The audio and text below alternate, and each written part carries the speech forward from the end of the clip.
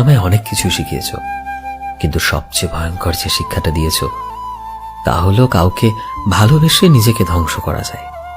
তুমি শিখিয়েছ হাসি মুখেও মানুষ কাঁদতে পারে, বুক ভরা কষ্ট নিয়েও স্বাভাবিকভাবে অভিনয় করা যায়।